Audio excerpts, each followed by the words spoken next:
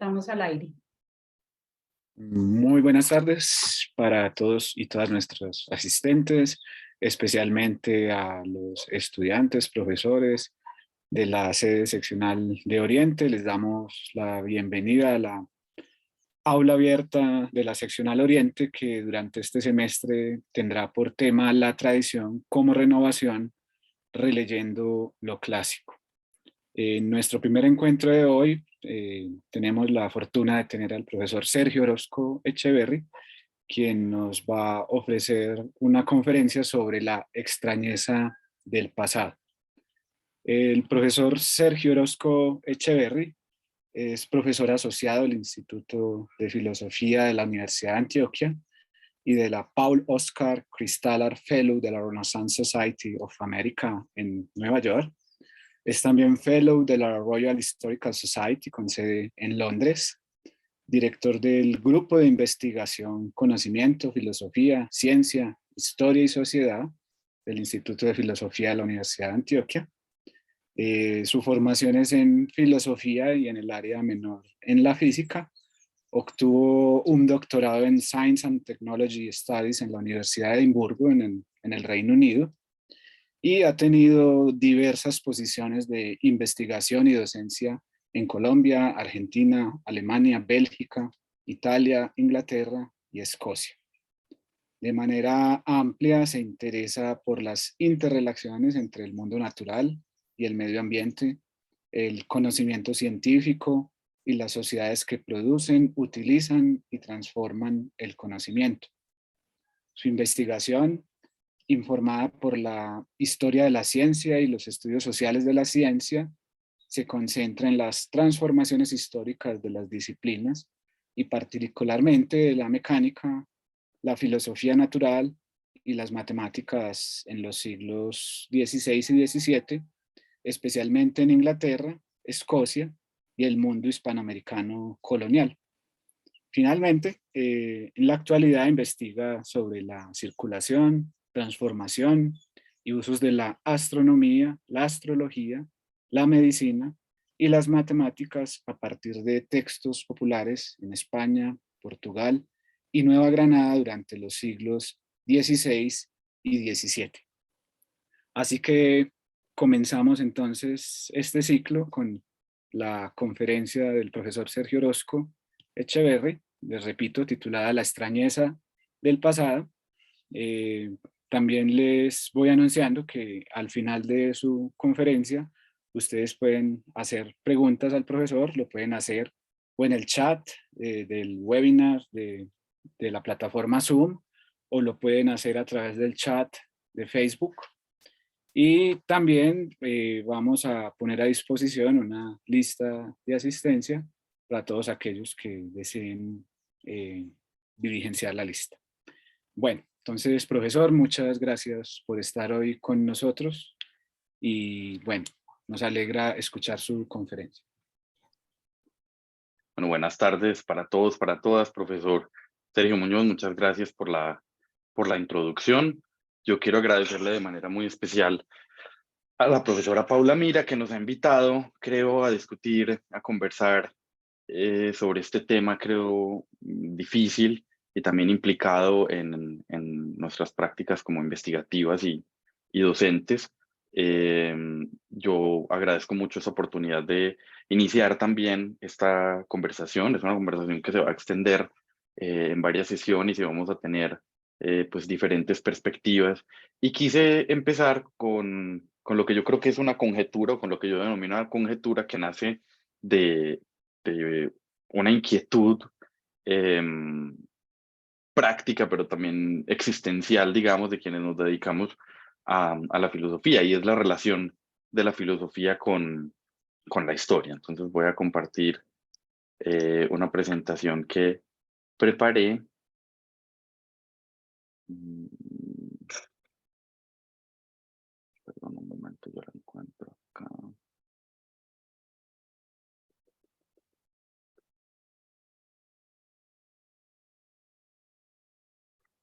Perdón,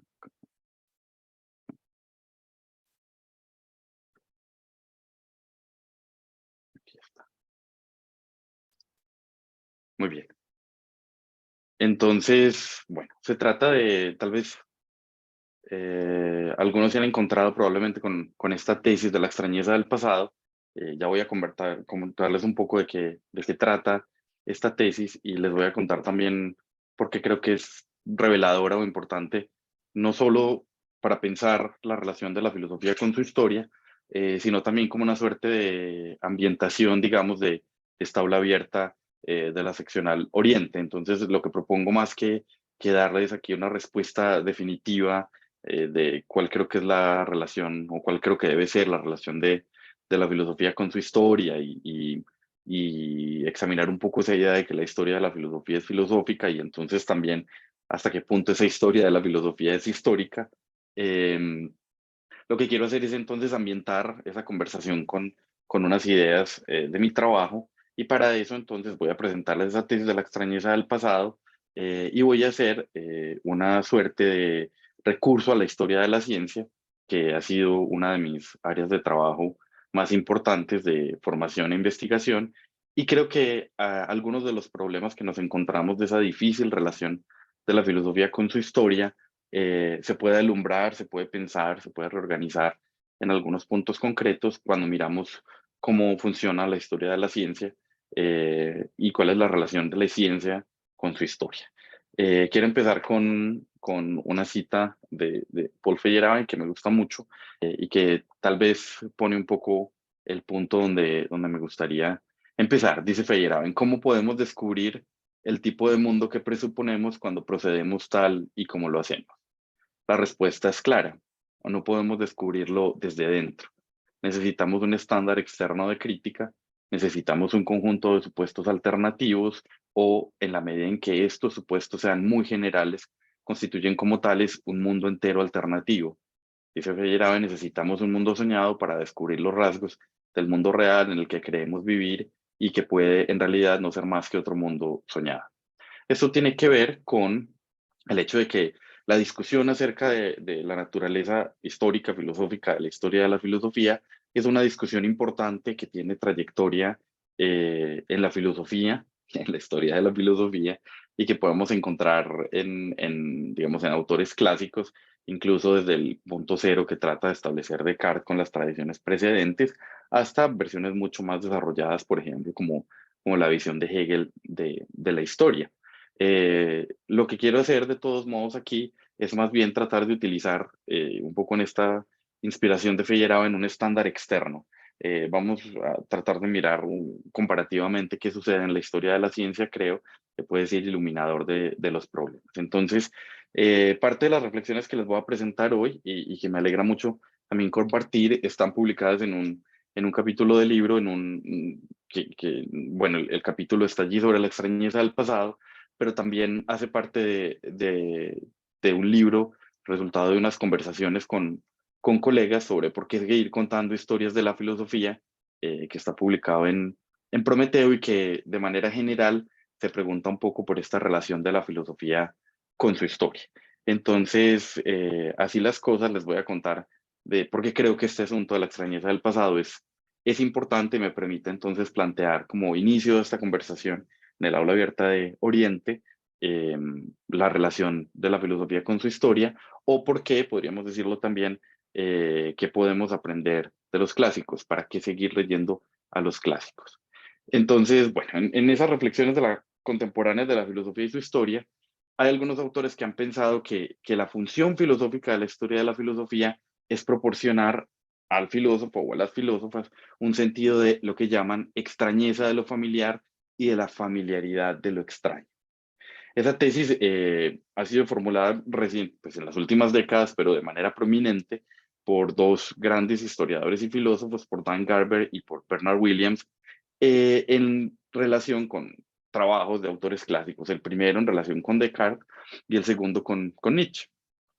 Y yo creo que las preguntas que están implicadas en ese ejercicio de la extrañeza del pasado son preguntas que están implicadas, creo, en cualquier tipo de relación que tengamos con la filosofía. Entonces tenemos, en principio,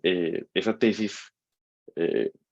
con Nietzsche, con Descartes, y creo que de manera muy importante así no nos planteemos de manera explícita la relación de la filosofía con su historia, al no hacerlo ya estamos asumiendo una posición en relación con la historia de la filosofía. Claro, entonces en nuestras prácticas investigativas, en nuestras prácticas docentes, la historia de la filosofía puede tener un papel central, podemos considerarla, como es el caso para muchos, que es por ejemplo mi caso, consideramos que es central en la filosofía, que es impensable la filosofía sin su historia y que mucho del trabajo filosófico tiene que ver en una relación o en ciertos tipos de relación con la historia, una relación crítica, una relación de reconstrucción, una relación de inspiración, etcétera, pero una relación con la historia de la filosofía. También se le pueden conferir algunos usos específicos en el marco de reflexiones filosóficas. Se apela a la reconstrucción de un argumento preciso en un autor clásico para tratar de resaltar algo, para criticarlo, para retomarlo, o como ha sido también común en algunas tradiciones contemporáneas, simplemente se le relega al olvido. De hecho, muchas corrientes contemporáneas de filosofía pues simplemente piensan que la historia de la filosofía no es relevante o no es muy relevante y que de lo que se trata es de centrarnos en problemas del presente, que la historia de la filosofía son pues anécdotas o errores y que no vale pues mucho la pena mirar hacia atrás, sino más bien centrarnos en los problemas y pues sí mucho tendrá algún valor pedagógico en el entrenamiento de las nuevas generaciones, pero no un campo fértil de problemas. Entonces, lo que quiero mostrar con esto un poco es que siempre hay una relación con la historia de la filosofía, sea voluntaria o incluso al intentar relegarla. Miremos entonces un poco de qué va este asunto en la extrañeza del pasado. Yo creo que la contraposición principal que me interesa resaltar es que parece haber una tensión entre la racionalidad, entre pensar nuestros problemas contemporáneos, entre tratar de construir argumentos filosóficos y la historia. Claro, hay diferentes tradiciones filosóficas complejas, diversas en el siglo XX. Hay unas tradiciones que tienen una relación más estrecha con la historia de la filosofía, pero a mí me interesa resaltar tal vez una tradición en la que, o un conjunto de tradiciones anglosajonas en las que esa relación es más problemática, en parte porque es la tradición en la que trabajo y en la que me he formado y entonces encuentro ahí que hay un campo fértil para plantearse ese problema. Entonces, bueno, teniendo en cuenta que hay diversas tradiciones, pero en lo que podríamos llamar las tradiciones anglosajonas, tal vez el papel de la historia de la filosofía es menos claro y va desde la negación hasta cierto interés, y eso tiene que ver probablemente porque hay una orientación a los problemas, y entonces se piensa que la historia de la filosofía es solo doctrinas que ya pasaron. Eh, También tiene que ver con el hecho de que muchas de esas tradiciones anglosajonas se construyen explícitamente como una suerte de crítica a la metafísica, lo pongo pues ahí entre comillas porque eso tiene mucho sentido, se puede pensar de muchas formas, de las tradiciones precedentes, y eso tiene las variantes desde la filosofía del lenguaje hasta las filosofías naturalistas que emulan o incluso reducen la filosofía a las ciencias empíricas, y entonces eso hace que la relación con la historia de la filosofía sea cada vez menos interesante, digamos, más o más incómoda. En ese sentido, entonces, claro, la tradición filosófica puede servir, las tradiciones filosóficas pueden servir para formar nuevos filósofos como propedéutica, para ejercitar la abstracción de la mente, pero sus contenidos parecen no tener mucha utilidad directa en la construcción de los argumentos. Y en ese sentido, entonces, lo que hay aquí es una oposición entre la filosofía y la historia, como una posición entre, y la historia de la filosofía, claro, como una posición entre dos actividades diferentes. Pensémoslo en términos de actividades. Una, que intenta resolver problemas de manera definitiva, es decir, pretende eh, argumentar de manera correcta y concluyente, que es la aspiración del argumento filosófico, eh, y otra que hace exégesis, que hace interpretaciones de teorías, de problemas, de conceptos de autores del pasado, revisa la evolución conceptual, probablemente de autores que intentaron algo muy parecido, claro. Esto no quiere decir que los problemas fueran los mismos, pero quiere decir que la actividad era más o menos equivalente. Esto lo voy a discutir o lo voy a criticar en un momento, pero esa es un poco la perspectiva. En este contexto, entonces, es que surge, creo yo, la tesis de la extrañeza del pasado. Vamos a mirar el caso, por ejemplo, de Bernard Williams, que formuló esta tesis en su famoso libro sobre Descartes, sobre el proyecto de la razón pura. Y entonces, Williams dice, por ejemplo, que hay una distinción entre filosofía, historia de la filosofía, e historia de las ideas. Y la primera, la historia de la filosofía, se debe ocupar del análisis y de la reconstrucción de teorías filosóficas del pasado, principalmente a la luz de problemas del presente, para buscar alternativas y para discutir soluciones. El resultado de esa actividad, piensa Williams, es del mismo tipo que aquello que se reconstruye, es decir, es filosófico. El resultado de la historia de la filosofía es filosófico porque precisamente busca reconstruir teorías filosóficas del pasado a la luz de problemas del presente. Por el contrario, piensa Williams que la historia de las ideas no se ocupa mm, del significado que actualmente pueda tener una teoría filosófica de autores del pasado, sino que más bien se pregunta qué significó esa teoría en su contexto, qué tradiciones influyeron en su formulación, y piensa entonces Williams que el género del trabajo, dice, es inequívocamente historia, es decir, el resultado de esta historia de las ideas es histórico y no filosófico. De modo que en este contexto, piensa William, la extrañeza del pasado hace parte del ámbito de la historia de la filosofía, de esa historia reconstructiva que nos trae teorías del pasado a la luz de problemas del presente, y dice lo siguiente, dice, hay una buena parte de la historia de la filosofía que utiliza técnicas analíticas y no obstante es genuina y no arbitrariamente histórica. Es decir, es todavía historia de la filosofía en mis términos, piensa él, lo que es decir que su producto es en buena medida filosofía. Para justificar su existencia, debe mantener una distancia histórica respecto del presente. Esto, por favor, ténganlo presente. Para justificar su existencia, es decir, que sea histórica, debe mantener una distancia histórica respecto del presente y debe hacerlo en términos que sustenten su identidad como filosofía. Entonces, hay distancia y hay, digamos, una actividad o un conjunto de actividades que reconociblemente podemos denominar filosofía. Y dice, precisamente en esta medida puede desde luego ser útil porque precisamente en esta medida puede ayudar a desplegar ideas del pasado para entender las nuestras. Un modo en que la historia de la filosofía puede ayudar a servir este propósito es el básico y familiar de hacer que lo familiar parezca extraño y a la inversa, pero necesita aprender cómo hacer esto de la mejor manera. Es decir, el interés aquí es tratar de mostrar que esa relación entre las teorías filosóficas del pasado, reconstruidas como teorías filosóficas, conservan una identidad de la actividad filosófica, esto lo voy a criticar más adelante, y bueno, a pesar de que hay una distancia evidente con autores, qué sé yo, como Platón o como Descartes, que es el que le sirve de identidad, hay una identidad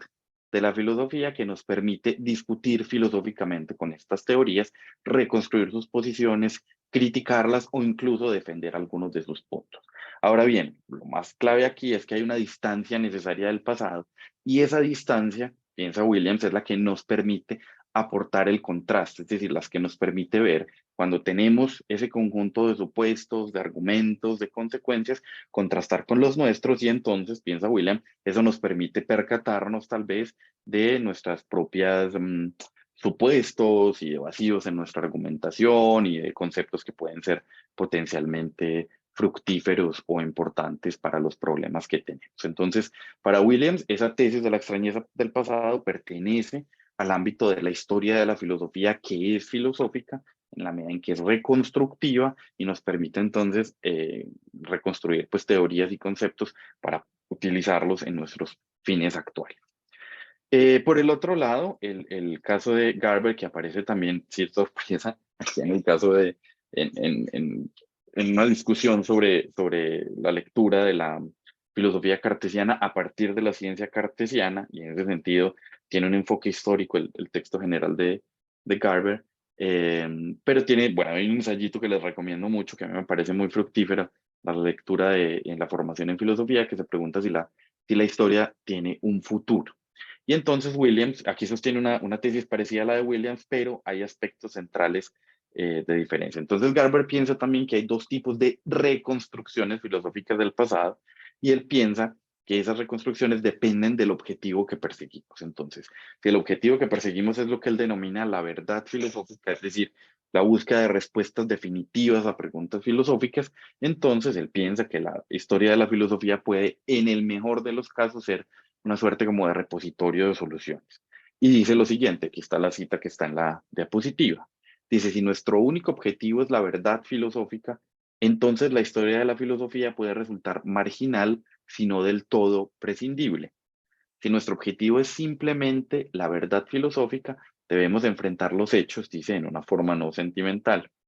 Y si nuestro objetivo es la verdad filosófica, Entonces, la veracidad histórica solo puede tener, en el mejor de los casos, un valor instrumental, es decir, el rigor y en la medida en que interpretemos adecuadamente los conceptos del pasado, que es a lo que se refiere con veracidad histórica, solamente tiene un valor instrumental si lo que perseguimos es la solución de un problema filosófico. Ahora bien, el punto de la interpretación, piensa Garber, desde esa perspectiva, es hacer que la filosofía respire, dice hacerla disponible para nosotros, y la veracidad histórica solo es importante en la medida en que sirve este propósito. Es decir, en última instancia, pues esto es interesante o nos parece, digamos, para Garber es interesante la historia en la medida en que permite ampliar el espectro de los recursos conceptuales, argumentativos y analíticos a partir de los cuales tratamos de pensar los problemas filosóficos. Entonces, si el interés del filósofo, de la filósofa, es la búsqueda de la verdad filosófica, como la denomina, es decir, avanzar de manera concluyente en la argumentación, entonces la historia es prescindible, pero nos puede servir para que a través de reconstrucciones racionales, pues podamos ver las posiciones del pasado en términos de nuestros intereses y entonces las podamos evaluar. Entonces podemos decir desde la perspectiva de Garber que Descartes, que Kant están equivocados, cerraron en aquel punto, que tal argumento es válido, es inválido según la reconstrucción que nosotros ofrecemos, es decir, en función precisamente de esa reconstrucción. No se trata, claro, ya hablaremos de esa afirmación absoluta, pues de error o no, pero el punto aquí es en el contexto de esa reconstrucción. Ahora, esa reconstrucción racional de teorías filosóficas nos da materiales concretos para resolver preguntas y en ese sentido, pues la historia no es tan prescindible en la relación filosófica. En ese sentido, pues Garber contrasta esas reconstrucciones con reconstrucciones históricas, propiamente históricas, que él piensa, el propósito principal es conducirnos a cuestionar los fundamentos y supuestos de nuestros problemas y creencias actuales. Y aunque esa reconstrucción no nos da muchos materiales concretos, piensa él, para las preguntas filosóficas, como en el caso de Garber, como en el caso de Williams, también piensa que le contribuye a la filosofía al, digamos, o proporcionar, al poner en perspectiva nuestras creencias filosóficas contemporáneas y habla del surgimiento de una suerte de escepticismo moderado al poner en perspectiva aquello que estamos persiguiendo en nuestra verdad filosófica. En ese sentido, entonces, la reconstrucción del pasado en los criterios evaluativos del autor se denomina historia de las ideas filosóficas. Entonces aquí, el objetivo de la verdad filosófica se reemplaza por el criterio de hacer inteligibles las ideas filosóficas en sus propios términos. Y entonces busca o encuentra en Descartes un aliado que tiene esta cita famosa eh, que dice que conversar con aquellos de siglos pasados es casi lo mismo que viajar. Es bueno saber algo acerca de las costumbres de diversas personas, de modo que podamos ponderar las nuestras más profundamente y no pensar que lo contrario a nuestras propias maneras es irracional, como lo hacen aquellos que no han visto nada del mundo. En últimas, entonces, lo que podemos aprender de ese pasado, en sus propios términos, de ese pasado reconstruido en función de sus intereses, no de nuestros intereses, es precisamente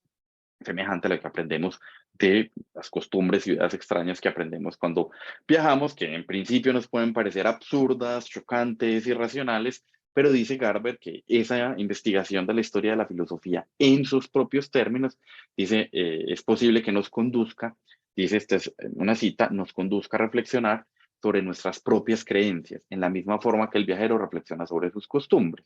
La reflexión sobre las cosas que la gente ha creído debería al menos causar en nosotros preguntas como ¿por qué creemos lo que creemos? Y si nuestros fundamentos son suficientes para soportar o para sustentar de manera las creencias explícitas o implícitas que tenemos y los supuestos que hacemos, es decir, los supuestos sobre los que construimos nuestro pensamiento de ahí. Hasta ahí la cita. Entonces, fíjense que para Garber, y a diferencia de Williams, la extrañeza del pasado está en el otro lado de la distinción. Garber cree que la extrañeza del pasado es el resultado de la revisión de un pasado filosófico en sus propios términos que contribuye a la filosofía solo de manera indirecta y contribuye más bien a percatarnos, como adquirir una suerte de conciencia de nuestra situación histórica, mientras que para Williams la extrañeza del pasado surge de la reconstrucción racional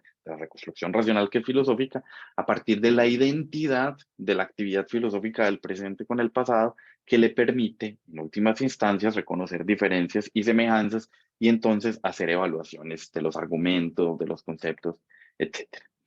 Bueno, ahora, yo creo que esas oposiciones entre historia de las ideas e historia de la filosofía, o de los dos tipos de construcciones, histórica y racional en el caso de Garber, que no son enteramente pues, equiparables, me parece que desconocen un aspecto que yo creo que es central de la actividad filosófica en general, no solo contemporánea, sino de la actividad filosófica, incluso desplegada históricamente, y es la propia dimensión histórica, es la conciencia histórica del filósofo, de la filósofa, cuando piensa los problemas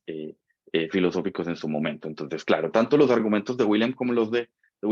Garber, creo yo, suponen que la actividad filosófica del presente puede independizarse de la actividad filosófica del lado que el antecede. Fíjense que Williams incluso dice que esa distancia es necesaria para que surja la extrañeza que es provechosa de la historia de la filosofía. Y en ese sentido, entonces, necesitamos suponer en la búsqueda de esa verdad filosófica que hay una desconexión entre la filosofía del presente y la filosofía del pasado, y que esa conexión únicamente se realiza o es posible a través de la equiparación del tipo de práctica, del tipo de actividad, es decir, hacer filosofía. Entonces, de manera yo creo más específica, a la base de esas distinciones debe haber alguna forma en ambos de separar lo filosófico del pasado, de modo que los conceptos de historia y reconstrucción sean relaciones, digamos, entre cosas desconectadas de lo filosófico del presente. O sea, en otras palabras, yo creo que esos argumentos suponen, aunque no especifican muy bien, alguna forma de diferenciar el presente del pasado y oponerlo, de modo que podamos construir diferentes maneras de relacionar el presente filosófico con las narraciones del pasado en virtud de nuestros objetivos. Ahora, yo creo que dado que ese pasado filosófico es separable del presente, puede aproximarse de diferentes formas y dependiendo de ellas establecer conexiones con la actividad filosófica del presente.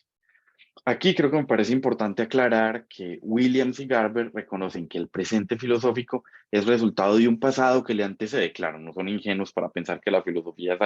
surge, digamos, como dice Coiré, como Atenea de la cabeza de Zeus, pero minimizan este punto en sus argumentaciones para tratar de sostener esa relación de la historia con el presente. Ahora, yo creo que Williams y Garber dejan de lado que las narrativas históricas de la filosofía son historias, creo yo, y este es un poco el punto que quiero mostrar hoy, historias de un pasado que llega hasta nosotros. Creo que el problema surge cuando intentan relacionar la práctica de la filosofía contemporánea de un lado, lo que nosotros hacemos hoy, con las narrativas del pasado, olvidándose o minimizando o incluso ignorando que nuestras formas de hacer filosofía eh, y sus formas antecesoras tienen vínculos, pero no necesariamente, y creo yo que es equivocado, pensarla como formas de identidad y que incluso tienen relaciones de dependencia, que hay continuidades y rupturas y que precisamente de estas relaciones es de lo que trata la historia de la filosofía. Y aquí me voy a mover un poco. Yo creo que este argumento de la relación de la filosofía con su historia, de una relación difícil que supone una separación entre el presente y el pasado filosófico, mmm, es relativamente típica de algunos modelos como de la filosofía del siglo XX y me parece que está, por ejemplo, muy presente en esa idea que tiene Quine y creo que es el resultado de un ejercicio mental que es problemático. Piensen, por ejemplo, en el famoso caso de Quine, aquí tengo pues una ilustración colonial donde podemos encontrar, bueno, podemos pensar precisamente ese encuentro de digamos, de dos realidades distintas. Recuerden, pues, en el caso de Quine, que un antropólogo intenta construir en su lengua un diccionario de una lengua distinta a la suya, a la que nunca había sido expuesto y que pertenece a una cultura enteramente ajena. Tenemos montones de ejemplos históricos para pensar eso. Es un problema real. Es, por ejemplo, los intentos de los colonizadores españoles y los misioneros en el siglo XV y principalmente en el siglo XVI, cuando intentan reconstruir las lenguas de los taínos, etcétera, y parte de lo que tratan de hacer ahí entonces es, bueno, crear ese diccionario de relaciones. Lo que supone el ejemplo, fíjense aquí, es que la lengua que hablan los colonizadores y la lengua que hablan los colonizados no tienen una relación de conexión, es decir, que son lenguas enteramente distintas, con orígenes distintos, irreductibles en gran medida la una a la otra, y dependiendo de lo agudo que hagamos esa oposición, pues tenemos unos resultados o tenemos otros. Pero lo cierto es que esta idea de que la relación, y esta idea es importante porque lo que está a la base de las posiciones de Garber y Williams es que la relación de la filosofía con su pasado es como la relación del antropólogo que va a una cultura que es ajena, no conoce ese lenguaje y intenta reconstruir para entonces darse cuenta, por ejemplo, que algunas lenguas nativas de América estructuran la realidad de una manera diferente, piensan las acciones de otra manera, etcétera. Es decir, en general, pues construyen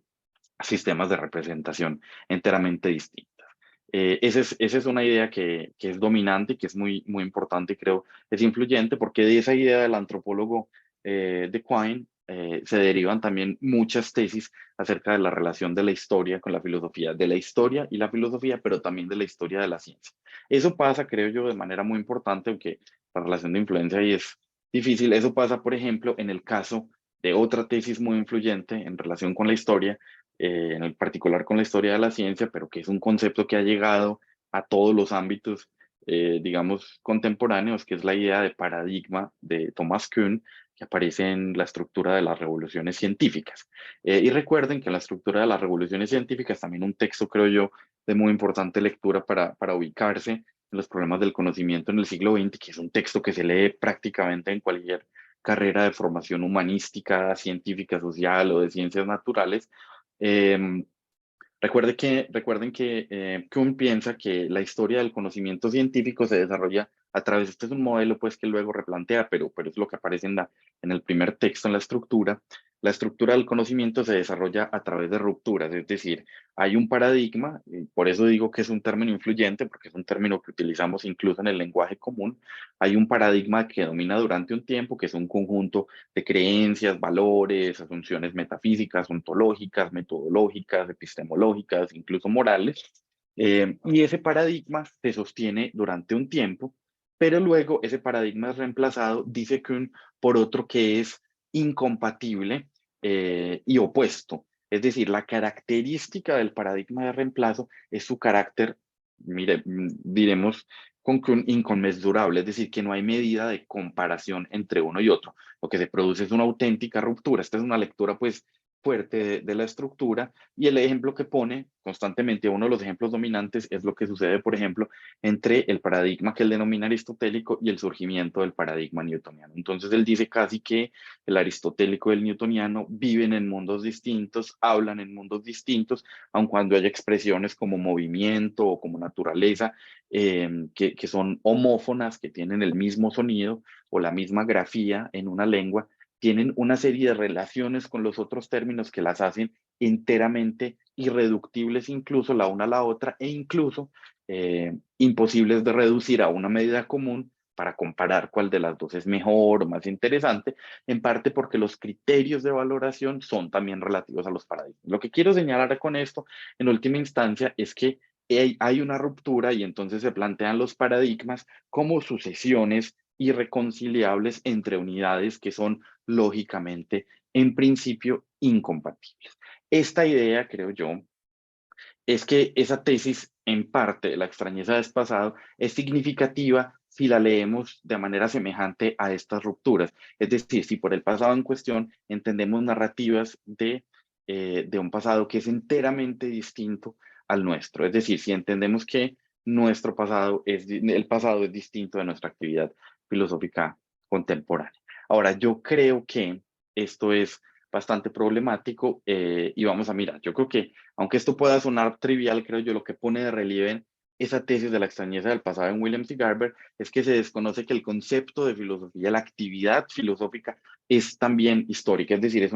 una actividad que no permanece idéntica a lo largo del tiempo, que podemos reconocer características semejantes a las nuestras en el pasado, a lo que hacemos hoy, pero que es diferente incluso de cuando comparamos autores, qué sé yo, si comparamos a Platón o si lo comparamos con Descartes, si lo comparamos con Hume, eh, encontramos entonces que hay diferencias, pero también encontramos que hay continuidades. Entonces, creo que aquí es donde encuentro el punto más neurálgico y problemático y lo que voy a hacer ahora rápidamente es que me voy a ir un poco a la historia de la ciencia, porque en historia de la ciencia ha habido discusiones semejantes y me parece que son interesantes.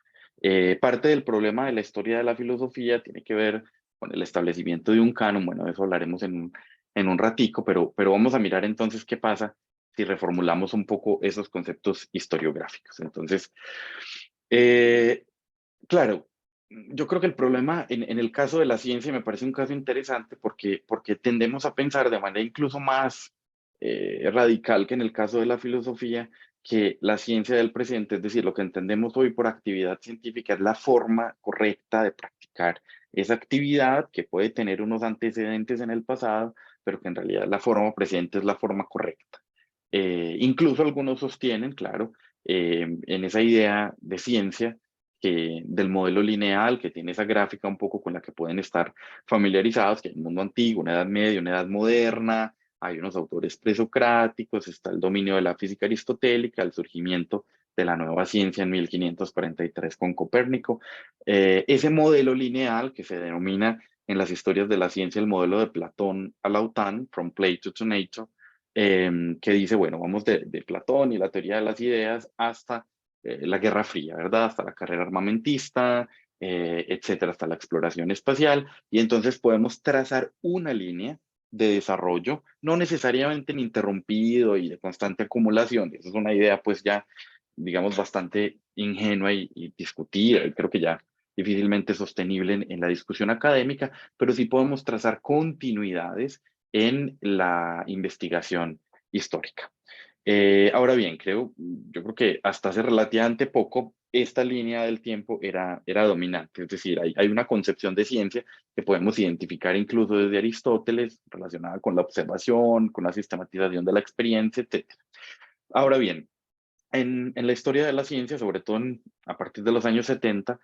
aparece con mayor claridad la idea de que lo que nosotros llamamos ciencia, es decir, nuestras ciencias contemporáneas, son en últimas un fenómeno relativamente reciente. Y si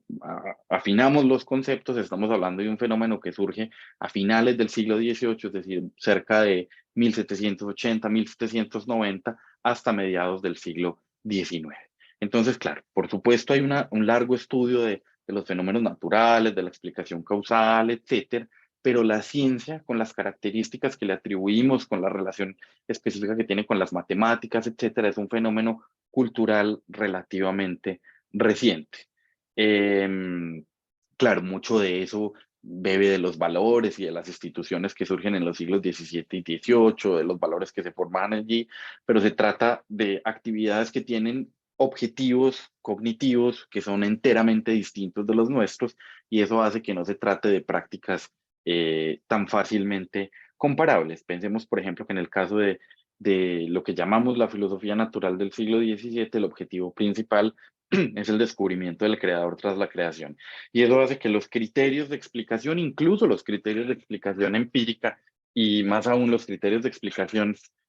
matemáticos, son subsidiarios de valores derivados de una teología natural que fundan o apoyan incluso diferentes religiones. En ese sentido, entonces, decir que esa práctica es exactamente igual a la nuestra no es correcto, es engañoso, sí, es engañoso. Claro, si utilizamos un concepto que pueda transportarse históricamente acerca de la ciencia, pues entonces tenemos una suerte más bien de modelos anacrónicos y no estamos haciendo historia de la ciencia, estamos más bien haciendo historia de los modelos imaginarios, que es lo que se ha criticado un poco en la historiografía reciente, la idea de que precisamente pues no se podría hablar de historia de la ciencia en un sentido significativo si transportamos esa categoría. Es lo que dice, por ejemplo, Cunningham, que dice que, bueno, si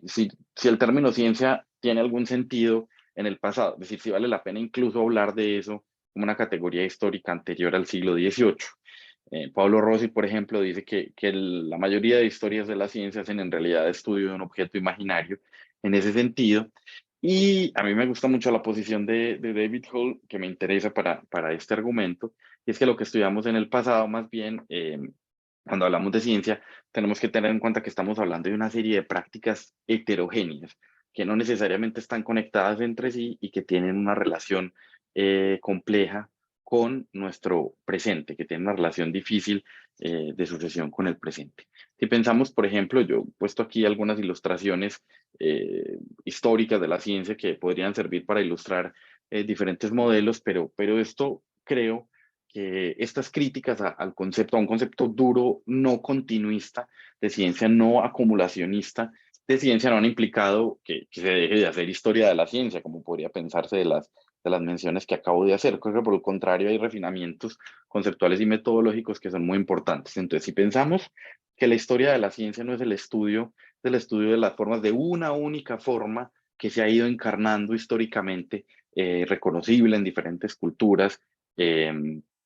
sino que es más bien podemos utilizar una serie de conceptos más amplios y podemos ir encontrando que hay prácticas incluso irreconciliables y opuestas entre sí en lo que podríamos considerar el pasado de esa actividad contemporánea que llamamos investigación científica. Pues encontramos entonces que lo que hay es una ampliación de la investigación y del dominio, y entonces eso hace que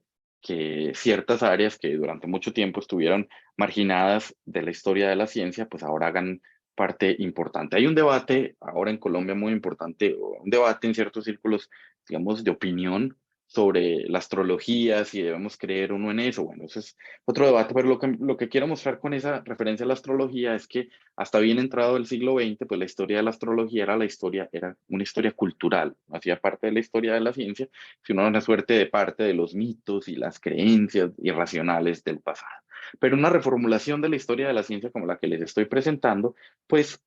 cuando nos encontramos que muchos de los conceptos de la astronomía contemporánea, de los métodos, de las formas de explicación, de los objetivos cognitivos, provienen de la astrología, es decir, de una reorganización disciplinar que ocurre en los siglos XVII, XVIII, con Kepler, con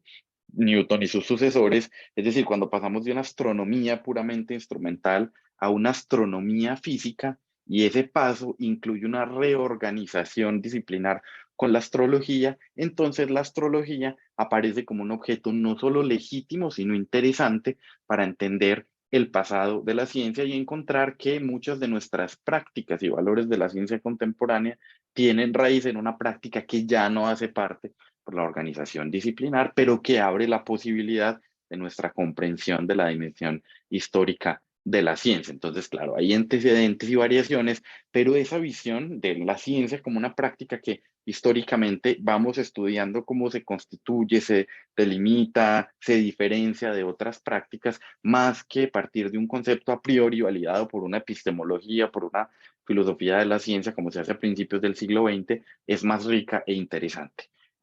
Ahora, el historiador de la ciencia, digamos, sabe que parte de lo que tiene que hacer cuando hace historia de la ciencia es decir de qué está haciendo historia. Es una delimitación, en algunos casos metodológica, para hacer posible la investigación y luego darle contenido positivo en su argumentación y a la luz de la evidencia. Mientras que, y aquí me interesa el contraste, en las historias de la filosofía y en la mayoría de la relación que se tiene cuando se hace filosofía con perspectiva histórica, usualmente se presupone una definición de la filosofía que permite construir un pasado del concepto muy preciso y que deja por fuera elementos que en narrativas diferentes pueden mostrarse como necesarios para entender el desarrollo histórico de la disciplina. Cuando miramos entonces muchos de los autores del pasado, nos damos cuenta del pasado filosófico, nos encontramos que las obras que han llegado a establecerse en los cánones filosóficos, sobre todo en los cánones filosóficos occidentales, no son necesariamente las obras que eran más relevantes para los autores y que muchas obras que tratan de temas que para los autores hacen visiblemente parte de su práctica y no de la nuestra, pues quedan reducidas, recluidas o incluso ignoradas, y hay categorías que incluso cuestionan pues la autenticidad de esas obras, etcétera, etcétera. Eso es parte de otro problema, pero lo que quiero decir es que en esa fijación del canon filosófico, que como el trabajo pues tan bonito que hace sobre el canon Eduardo Rabosi, que se los recomiendo mucho porque Rabosi hace esa investigación para mostrar cómo se ha fijado el canon, y cómo hemos hecho, qué sé yo, cómo naturalizamos en la historia de la filosofía conceptos como el de racionalismo y empirismo, que son invenciones, por ejemplo, de la historia de la filosofía alemana cuando se posiciona con el pasado filosófico y entonces crea una suerte de categorías que siguen siendo hoy, por ejemplo, dominantes en algunos ambientes, incluso pues didácticos, pienso yo sobre todo, pero siguen siendo dominantes para explicar el pasado filosófico. Entonces, parte del problema con la historia de la filosofía es que la historia de la filosofía en la mayoría de los casos no somete a, a investigación el objeto de la filosofía. Le interesa más la naturaleza filosófica de la historia que delimitar el ámbito. El ámbito está usualmente, esto es una generalización pues problemática, pero hay unos cánones que están de antemano dados o que están a la mano del investigador, del profesor, para establecer ese pasado, que ya han seleccionado de antemano las obras que son relevantes, los autores que son principales, los autores que son menores, los autores que son eminentemente filosóficos, los autores que no son filosóficos, pero son de relevancia. Entonces, pues tenemos figuras como Voltaire, que está ahí en el margen, que es un divulgador del newtonianismo, pero no es un filósofo, etcétera. Entonces, construimos una serie de categorías de los personajes que está dada en función de nuestra concepción proyectada del presente hacia atrás de la filosofía. En ese sentido, entonces, claro, podemos pensar, si uno piensa que la historia de la filosofía es la búsqueda de la verdad o el esclarecimiento de condiciones de posibilidad del conocimiento o cualquiera de las investigaciones que podamos hacer, pues eso nos abre unas perspectivas y nos cierra otra. Eso es inevitable en toda la historia. Lo que quiero decir es que en el caso de la filosofía hay una tendencia más propia, una tendencia muy parecida a la que hay en la ciencia, a fijar unos cánones estrictos de antecedentes y de incluso leer, claro, eso es muy propio también de la manera como el canon se establece, cómo leemos un autor a través de otro. Entonces, cómo leemos a Descartes a través de Kant, cómo leemos a Kant a través de sus críticos y cómo vamos entonces estableciendo una conexión de la filosofía, de la historia de la filosofía, que es retrospectiva y no diferenciamos las críticas que un autor hace a sus antecesores de una, digamos, una perspectiva en la historia de la filosofía donde podemos relacionar de manera distinta a esos autores. Parte entonces del problema, creo yo, tiene que ver eh, que el ejercicio de la delimitación de lo filosófico, creo, no se ve tan claro esa búsqueda de antecedentes como algo problemático y como parte de la investigación. Se asume y a partir de allí se hacen las reconstrucciones. A mí me interesa mostrar, leer la ciencia, la filosofía cartesiana a partir de su ciencia. Y por filosofía entiendo esto, y por ciencia cartesiana entiendo esto, y hago mi reconstrucción, ¿verdad? Y entonces creo que se dejan de lado elementos que pueden ser integrantes de la práctica filosófica, de hacer filosofía. Incluso elementos conceptuales significativos que nos resultan incómodos conceptualmente a la posteridad y entonces que terminamos pues como ligando o digamos separando de nuestros intereses. Ahora, yo creo que uno de los aspectos que yo encuentro más críticos, y con eso voy pasando a unos aspectos más puntuales, es lo que podríamos denominar históricamente en esas características de una historia de la filosofía, con el fin de hacer una historia de la filosofía creo más adecuada, cuál es la unidad del análisis de las narrativas filosóficas. Esa es una discusión amplia en historia de la ciencia,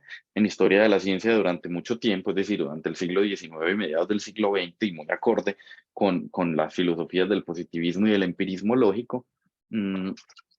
Se piensa que la unidad de análisis del conocimiento es la teoría. La teoría tiene una definición, hay unas definiciones, hay una elucidación acerca de lo que es una teoría, y eso es lo anecdótico, quién la produjo. Nos interesa reconstruir esa teoría, los nombres asociados a esa teoría son más anecdóticos. La teoría no necesariamente surge en un momento histórico, sino que puede desplegarse a lo largo del tiempo. Cuando hablamos, por ejemplo, de la teoría de la gravitación de Newton, no solamente estamos hablando de la teoría de los Principia o de la formulación de la gravitación en los Principia en 1687, sino que nos podemos ir hasta la mecánica analítica casi un siglo después para hablar de una teoría newtoniana y decir aquí hay una unidad de análisis. Esa idea está, digamos, esa unidad de análisis ha resultado muy problemática por los elementos que les he contado, porque termina siendo una abstracción de los elementos característicos que desconoce cómo precisamente se ha ido construyendo, cómo se van unificando los conceptos en torno a esa teoría. Es decir, supone en la historia de la ciencia aquello que se debe explicar. ¿Qué pasa en las narrativas filosóficas? ¿Qué pasa en la historia de la filosofía? ¿Cuáles son esas unidades de análisis? Yo lo quiero plantear un poco de manera abierta y es algo que podríamos ir discutiendo también a lo largo del aula abierta, pero ¿cuáles son las unidades de análisis? Las unidades de análisis son las obras, que es un término conceptualmente y materialmente muy problemático, porque cuando nosotros tenemos en el escritorio la metafísica de Aristóteles, aquí de un lado, la edición que quieran, trilingüe, con todas las variantes que quieran, y tenemos al lado la crítica de la razón pura, materialmente nos parecen objetos equiparables, pero la historia de ambos objetos es enteramente distinta. Y aunque, por supuesto, eso se reconoce en gran medida, a mí me parece que no siempre eso está tan patente cuando hacemos historia de la filosofía, en el sentido en el que las historias a través de las cuales estos objetos han llegado a constituirse en este tipo de objetos que tenemos en nuestras bibliotecas, hacen un poco invisible y problemático cómo estos objetos han llegado a constituirse en libros contemporáneos. Entonces, como unos manuscritos, que son unas notas que se compilan, que tienen unas tradiciones de recepción complejas, plurales, diversas, de encuentros y desencuentros que terminan en esta edición, son distintas, son un tipo de objeto distinto, filosóficamente distinto, de el libro que el autor escribe de, digamos, de un lado al otro, cover to cover, edita, revisa, corrige, trabaja con un editor y lleva la imprenta. Entonces, ¿cuál es esa unidad de análisis, por ejemplo, para la historia de la filosofía, por ejemplo, que a veces el libro nos da la impresión de que tenemos un terreno común cuando no lo tenemos? Está el problema del autor, que también es un problema serio. Entonces estamos hablando de Platón, de Aristóteles, de Hume, de Bertrand Russell, de Wittgenstein. Y entonces parte del problema al que nos enfrentamos cuando utilizamos el autor como unidad de análisis es que tenemos que introducir unas variaciones artificiales que, por ejemplo, en la tradición anglosajona se utilizan con hablar del Wittgenstein 1 y el 2, o del temprano, del intermedio, del tardío, etcétera. Entonces ahí estamos introduciendo ya una serie de matices y variaciones para tratar de problematizar esa unidad de análisis. Y el otro concepto que también aparece constantemente, que a mí me parece muy problemático, es el de teoría. Ya hablamos de la teoría de las formas, de la teoría de las ideas cartesianas, etcétera, etcétera. Entonces, claro, parte del problema, lo que quiero, no quiero decir que esto, claro, tenemos que utilizar una unidad de análisis. Lo que quiero llamar la atención es que no siempre es explícito y materia de reflexión cuál es la unidad de análisis que estamos utilizando, cuál es ese punto sobre el que construimos nuestra relación con la historia que puede revelar precisamente elementos muy importantes para hacer buena historia de la filosofía que sea provechosa. De eso voy a hablar entonces en algún momento. El hecho es que muchos de estos conceptos, el de obra, autor o teoría, terminan equiparando, constituyendo un terreno común artificial como parte de ese canon del que habla Raosi, y entonces terminamos comparando lo que cuando miramos en detalle no es tan incomparable, o como en el caso que les mencionaba ahora de la historia de la ciencia, lo que terminamos haciendo es introduciendo, terminamos dando por supuesto aquello que queremos explicar, que es precisamente cómo se forman, cómo se desarrollan, cómo se despliegan los conceptos filosóficos, cómo se construyen, varían los argumentos, se redefinen, etcétera, en autores, en épocas, en temas, en problemas. Entonces, bueno, creo que este es un elemento que me parece importante llamar la atención. Creo que en el caso, por ejemplo, muy interesante de la historia de la ciencia, a propósito de los años 60, en los años 60, 70, surge un interés en lo que podríamos llamar, y eso se parte como de este interés por redefinir eh, el objeto de investigación, un objeto no dado a priori por un objeto construido. Aquí tenemos una representación que es de Galileo con una esfera del mundo, con una esfera celeste también del otro lado que representa una bola celeste que representa las reconstrucciones, y es la importancia de la cultura material, que a mí me parece interesante porque nosotros en filosofía, por nuestro interés principalmente en los conceptos, nos olvidamos de otros aspectos de la actividad filosófica que son también muy importantes. No me voy a explayar mucho de esto porque ya va pasando el tiempo, pero lo que quiero decir es que durante mucho tiempo, cuando la historia de la filosofía, la historia de la ciencia es historia de las teorías, pues los instrumentos se ven como teoría encarnada, es decir, todo se reduce al dominio de la teoría, que es aquello que es lo que hay que estudiar. Y cuando aparecen en los años 60 y 70 la importancia y la independencia, pero también la disponibilidad y el condicionamiento que tiene lo material sobre esas teorías, pues esa división de lo material y lo intelectual pierde mucho sentido, y se piensa más bien la ciencia como actividad, y esa actividad supone, por supuesto, una relación con lo material que es compleja, con lo que tenemos disponible, con lo que no tenemos disponibles. Eso digamos, ha producido resultados que para mí que son muy interesantes y ha mostrado, por ejemplo, cómo lo que nosotros desde una perspectiva intelectualista a principios del siglo pensábamos como una pura validación epistemológica, por ejemplo, el caso de Galileo, que es muy importante, también esa validación, es decir, cuando leemos argumentos pensados hacia públicos específicos y con objetivos singulares, por ejemplo, ascender en la corte para ganar ciertas posiciones, pues entonces Galileo construye los objetivos de una cierta manera, las teorías de una cierta manera, legitima, privilegia unos temas, etcétera. Eso nos puede parecer, digamos, secundario o accesorio, pero yo quiero llamar la atención de que ese es un elemento constitutivo y tal vez no tan visible de de la filosofía incluso contemporánea. Piensen en el hecho, por ejemplo, que gran parte de lo que hacemos hoy está orientado y limitado por modelos de producción global del conocimiento, por los requerimientos para ocupar un puesto, para ingresar a una carrera, para obtener unos recursos de investigación. Eso delimita los temas que pensamos, eso hace posible, pero también establece condiciones y no es circunstancial, no es accesorio, sino constitutivo de la manera como las ideas se van desarrollando. Entonces, claro, mucho de lo que hacemos contemporáneamente es posible gracias a eso, pero también introduce problemas y limitaciones. Entonces, no son elementos puramente accesorios o anecdóticos, sino que creo que son constitutivos de nuestras prácticas contemporáneas, pero que también son fundamentales en las prácticas del pasado. Uno de los casos que a mí me gusta mencionar siempre cuando hablo de este punto es que nosotros tendemos a pensar por ejemplo, la filosofía del positivismo lógico, que es en realidad un plural de pensamientos en el denominado Círculo de Viena, tendemos a pensarlo como ese desarrollo del análisis lógico que es enteramente separado y aséptico y no tiene nada que ver con la política ni con las posiciones de derecha, de izquierda, pero eso es todo lo contrario cuando vemos buena historia de la filosofía y nos encontramos que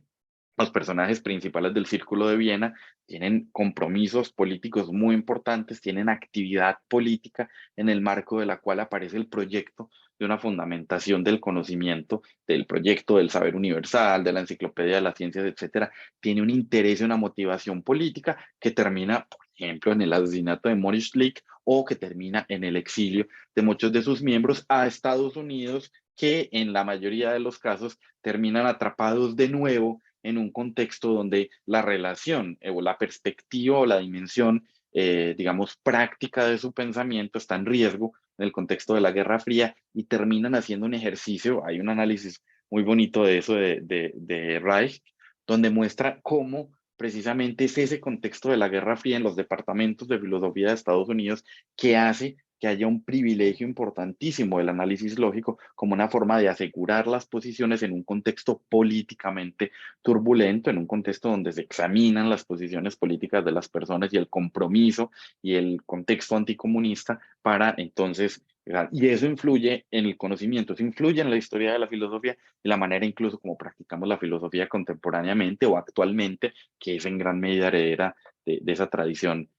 sobre todo de analítica de la segunda mitad del siglo XX. Entonces, lo que quiero mostrar aquí o lo que quiero mencionar es que incluso la historia de la filosofía, no solo la historia de la ciencia, está condicionada pues o hace parte o debe comprender esos elementos. ¿Qué quiero entonces dejar aquí con este recorrido que he hecho? Quiero compartir algunas ideas sobre las que podemos conversar y que seguramente tendremos ocasión más a lo largo de este semestre para conversar. Y es precisamente que a mí me parece que el elemento crítico de esa tesis de la extrañeza del pasado, que denuncia una relación muy problemática con la historia de la filosofía, es que yo creo que es incorrecto separar nuestro presente filosófico de las tradiciones que han traído a nosotros problemas que son relevantes, los conceptos a través de los cuales los pensamos. Entonces, hacer filosofía es también entender la manera como los conceptos han llegado hasta nosotros, como están involucrados en la historia específica de nuestra utilización de los conceptos. Pensar que los conceptos solamente tienen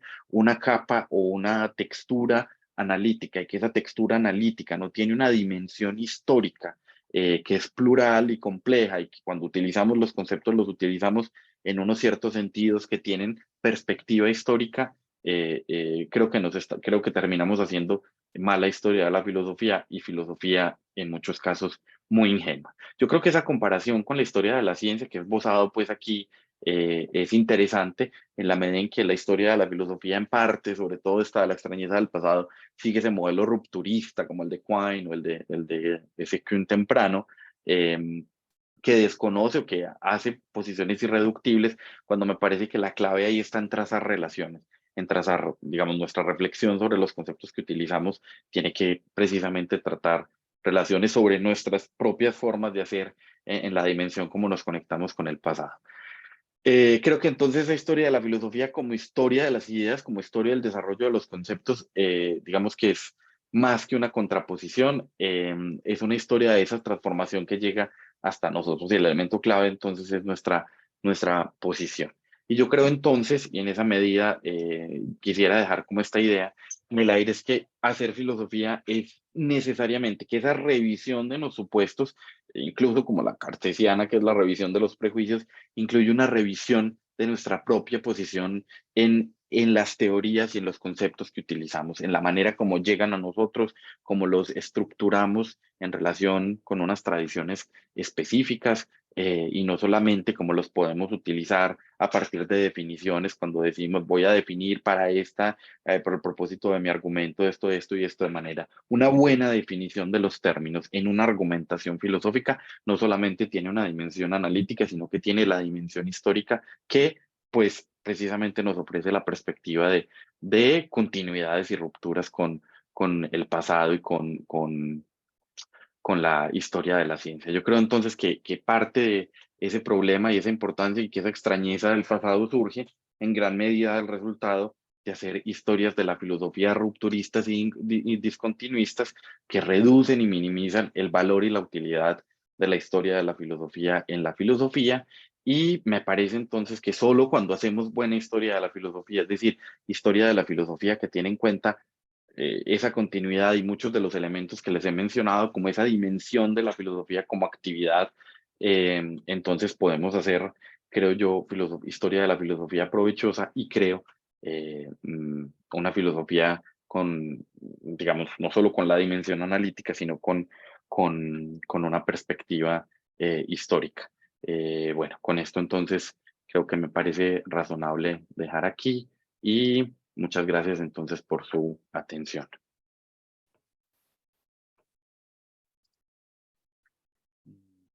Gracias, profesor Sergio, por su presentación. Ya tenemos un espacio entonces disponible para hacer preguntas. Recuerden que lo pueden hacer los que están en este momento en la plataforma de Zoom, en el chat de preguntas y respuestas, y los que están en Facebook lo pueden hacer a través de los comentarios o en la opción de comentarios que está disponible en Facebook. En este momento, profesor Sergio, hay una pregunta pequeña de un asistente anónimo. La pregunta es la pregunta es la siguiente: ¿sin historia no hay filosofía, o es al revés, o son completamente independientes? Ahí en el mismo chat también lo puedes mirar, Sergio, por si no, en mi Perfecto. lectura no quedó claro. No, yo creo que, bueno, esa pregunta se puede ver de varias perspectivas, pero una perspectiva es un poco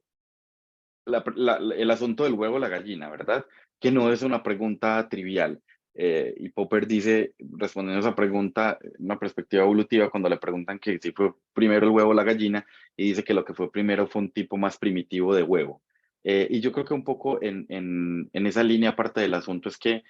la filosofía es una práctica como cualquier otra que tiene una dimensión histórica y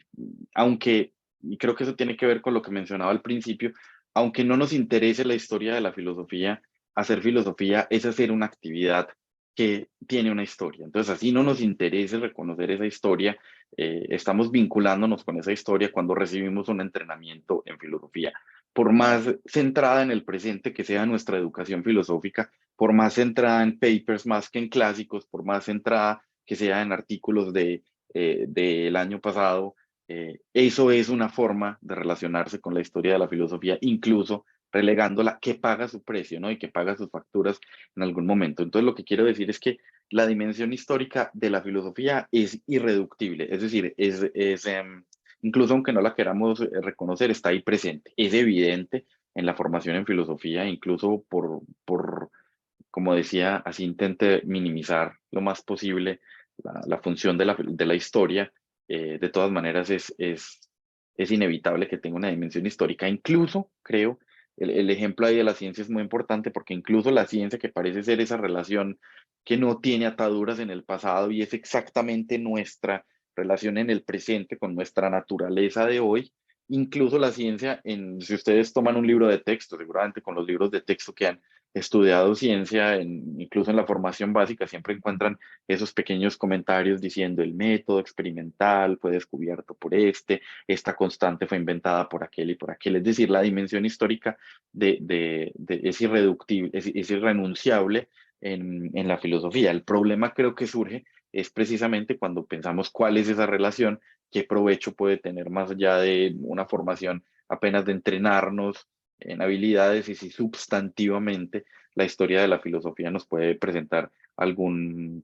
beneficio. Lo que yo he dicho es que yo creo que sí, y creo que puede presentarlo no a través de esas reconstrucciones que suponen una distancia insalvable para criticar esas posiciones, sino más bien a través de un estudio juicioso y riguroso de la evolución y el desarrollo de los conceptos, las obras, etcétera, que pongan en perspectiva crítica incluso la filosofía como objeto de investigación histórica para reconocer ahí entonces elementos que pueden ser de valor en nuestra actividad contemporánea, en nuestros problemas contemporáneos. En ese sentido, yo creo que es inevitable, eh, perdón, que es inevitable la, la historia de la filosofía. Es decir, que es, aunque no lo queramos aceptar, es concomitante a la práctica filosófica. Bueno, gracias. En el chat hay tres preguntas, una de Facebook, otra, o dos que vienen de Facebook y una de los participantes en la plataforma Zoom. Creo que voy a, a leer de una y va respondiendo una por una para no juntar las tres. La primera es de Joan Vargas. Pregunta lo siguiente: ¿cuál es la mayor dificultad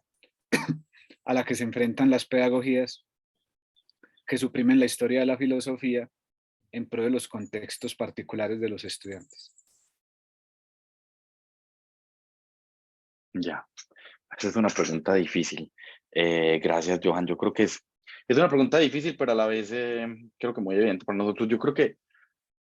que la buena filosofía supone buena historia de la filosofía. Y creo que esa supresión de la historia de la filosofía, ¿verdad? El término que utiliza es la supresión en el chat, en Facebook. Sí, sí. Sí, sí. Supresión. Eso. Bueno, yo creo que la supresión tiene un problema y es que, fíjense que yo creo que precisamente el hecho, o sea, yo creo que el carácter irrenunciable de la filosofía hace que, aun cuando, digamos, es tan importante la perspectiva histórica y la dimensión histórica, así no la queramos reconocer, está tan presente que cuando no hacemos buena historia de la filosofía, cuando no tenemos buena formación en historia de la filosofía, entonces cuando en la formación no incluimos en la formación filosófica el estudio riguroso y juicioso de la historia de la filosofía, la lectura rigurosa de las fuentes, la comprensión contextual, el manejo de los lenguas, la posibilidad de interpretaciones diversas. Cuando no hacemos eso, entonces lo que terminamos haciendo es que terminamos produciendo caricaturas. ¿Y qué quiero decir con caricaturas? Que terminamos tomando unos rasgos y exagerándolo y haciendo pasar esas caricaturas por la historia. Entonces es lo que pasa mucho cuando se construye en la práctica, en la enseñanza de la filosofía, cuando se construye un autor a partir de las críticas que otro hace. Ojo que es muy importante la controversia filosófica que es tan rica o más, creo yo, que las controversias científicas que son fenómenos importantes para comprender los problemas.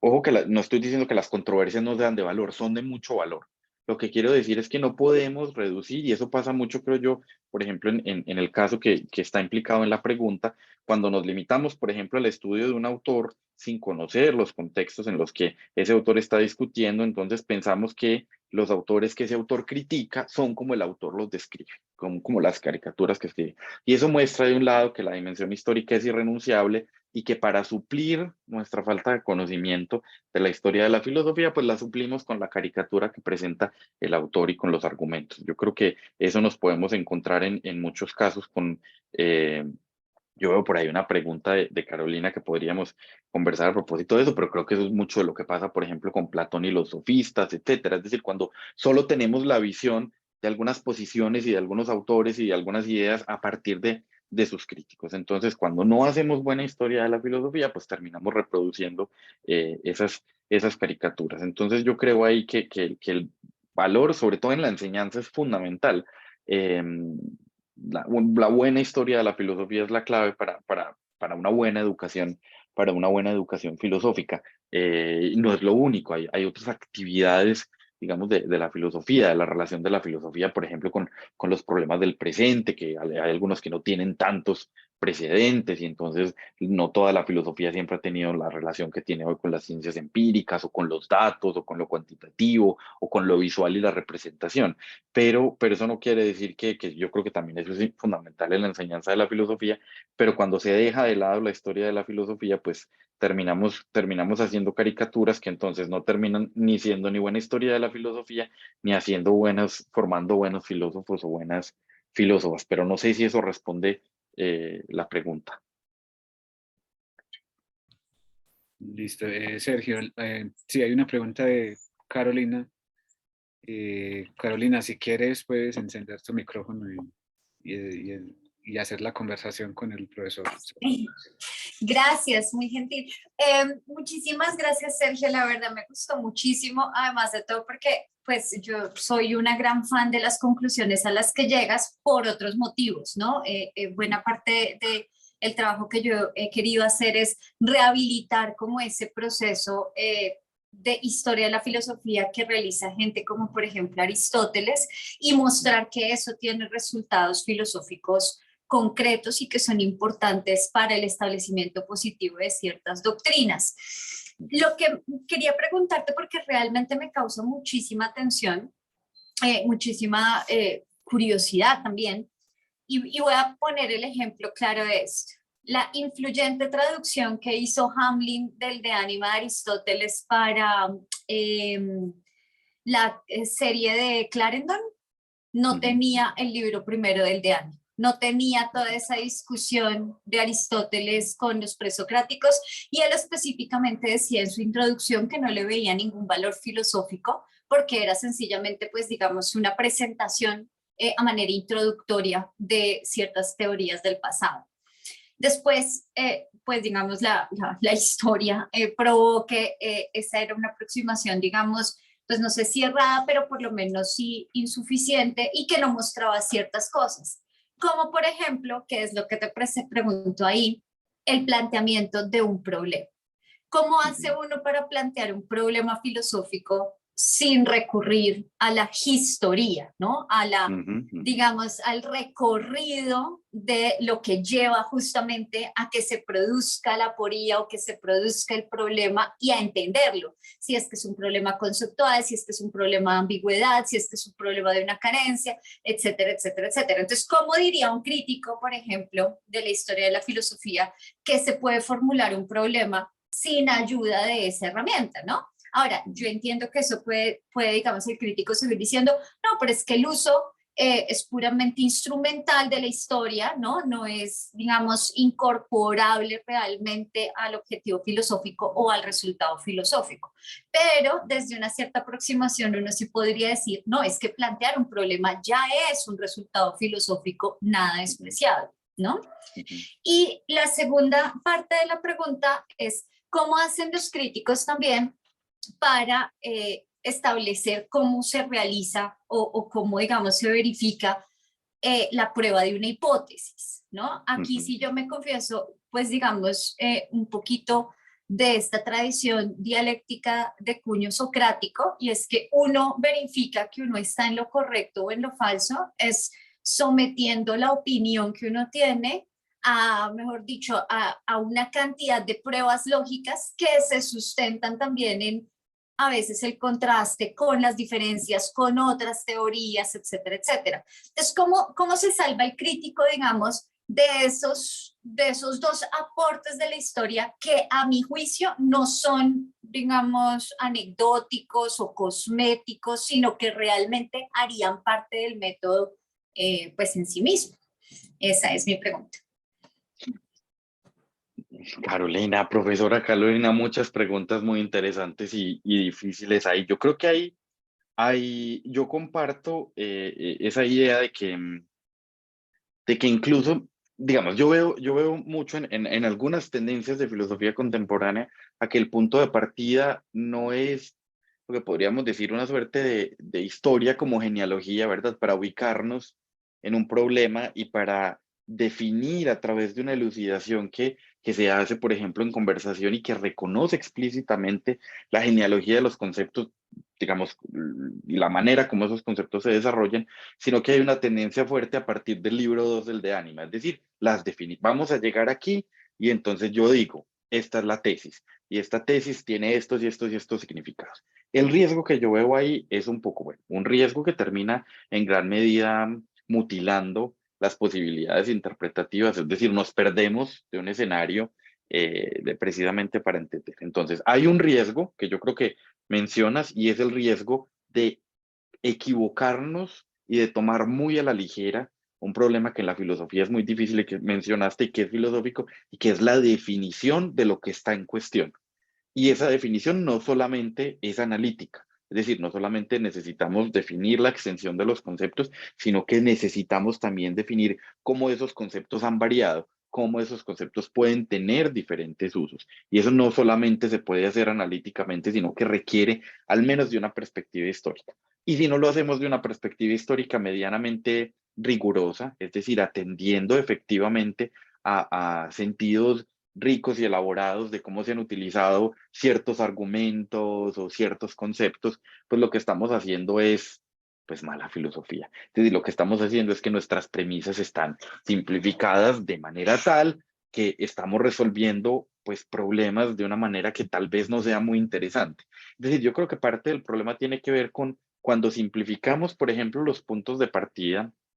y no vemos la dimensión de nuestro objeto, pues a mí me parece que termina en gran medida trivializándose la actividad filosófica que incluye en gran medida esa construcción de lo que está en cuestión y que en gran medida, como dijiste, parte de hacer filosofía es simplemente llegar al punto de lo que está en cuestión, así no tenga mucho más que, digamos, así no pueda desarrollar mucho más de ahí, pero cuando hago esa delimitación. Y esa delimitación sin duda es necesariamente histórica, eso se opone a tendencias contemporáneas en algunas líneas que dicen eso no es importante, hay que partir de una definición y esto es así. Yo creo que eso es muy,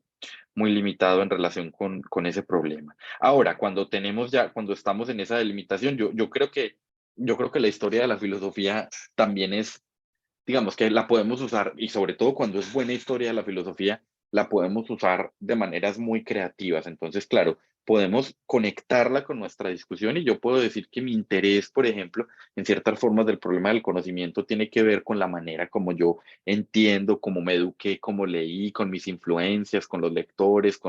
etcétera, y puedo identificar en la manera como yo planteo los problemas pues mis herencias conceptuales, mis deudas conceptuales y mis límites también interpretativos y tal vez en ese reconocimiento puedo moverme en otras direcciones y puedo decir es que yo utilizo ese concepto, qué sé yo, de actividad que para mí es tan importante para pensar el conocimiento y la filosofía y viene de aquí, de aquí, de allí y eso puede tener limitaciones, ¿verdad? Entonces hay un uso como de delimitación, pero creo que también la buena historia de la filosofía nos sirve como un repositorio también de imaginario para contrastar tesis, para retomar argumentos que conscientemente descontextualizamos, ¿verdad? Para traer y decir, bueno, vamos a suponer, ¿verdad? Que este argumento que este utiliza contra este, yo pues lo voy a reinterpretar así y no estoy haciendo historia de la filosofía, estoy haciendo filosofía basándome en buena historia y en la medida en que ese argumento en la historia de la filosofía esté bien refinado, mejor entendido, me va a abrir más posibilidades, por ejemplo, de tomar un ejemplo, de tomar un concepto, de tomar un uso de un concepto, una analogía, una metáfora, etcétera, para involucrarla en mi propia concepción. Entonces yo creo ahí también que entre mejor sea la historia de la filosofía, entre más rigurosa, y eso incluye más opciones de interpretación, mejor análisis, más argumentación, etcétera, pues más útil nos va a ser para reconocer nuestra posición y para usarla también. Yo no estoy en contra de usar la historia de la filosofía,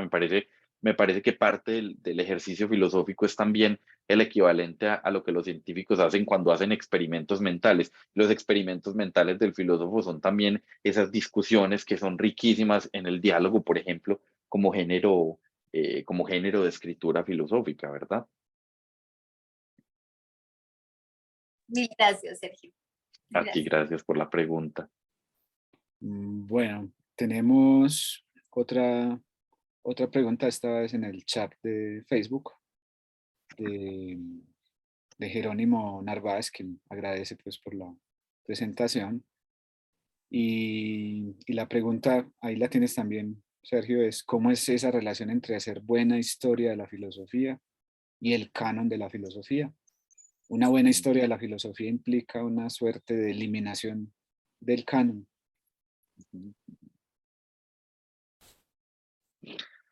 Jerónimo, hola, muchas gracias por esa pregunta. Es una pregunta muy interesante porque yo tengo una relación de amor y odio con el canon y con los canon. Y es que yo creo que el canon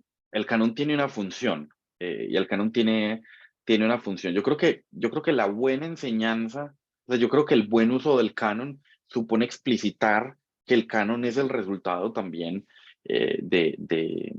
unas elecciones, ¿verdad? Que el canon es el resultado de hacer concretas unas ciertas concepciones de la filosofía, que tienen límites, eso no es un problema, y que tienen límites en cuanto a la historia. Yo creo que los canon, por ejemplo, los canon tradicionales, como los que menciona Rabosi en su historia y en su crítica a ese canon,